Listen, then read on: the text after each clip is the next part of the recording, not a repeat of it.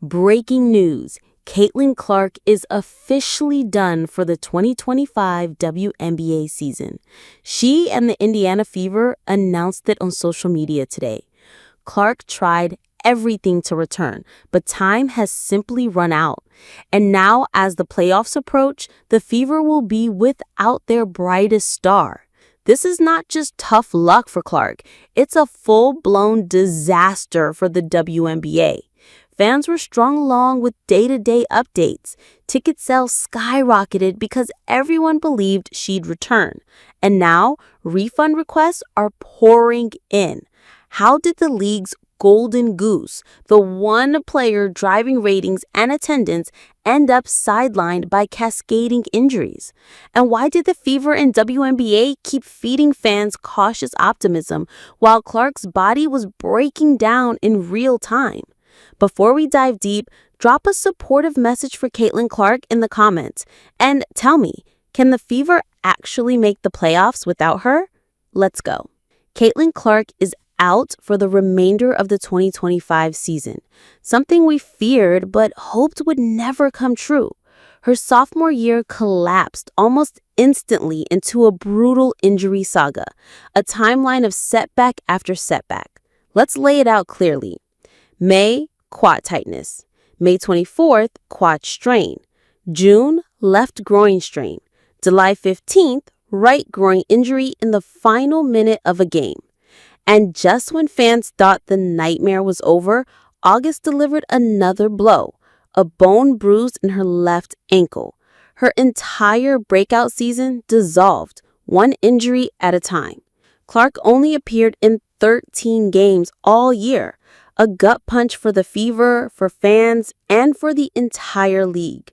Through it all, the Fever slapped day-to-day labels on her injuries, a phrase that screamed quick turnaround when in truth, her body was never fully healthy.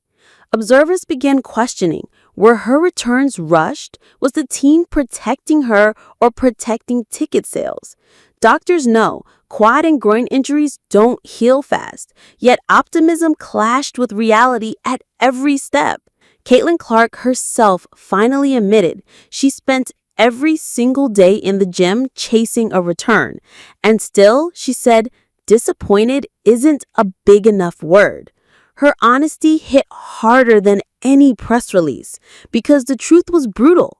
A relentless string of injuries forced her off the court and left the Fever without the player who reshaped the league. But this isn't just about injuries.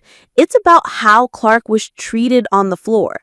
Night after night, she took hard hits, and the whistles, silent. Last season, Clark absorbed 20% of all flagrant fouls in the league, many from Angel Race, and often opponents laughed while she hit the floor.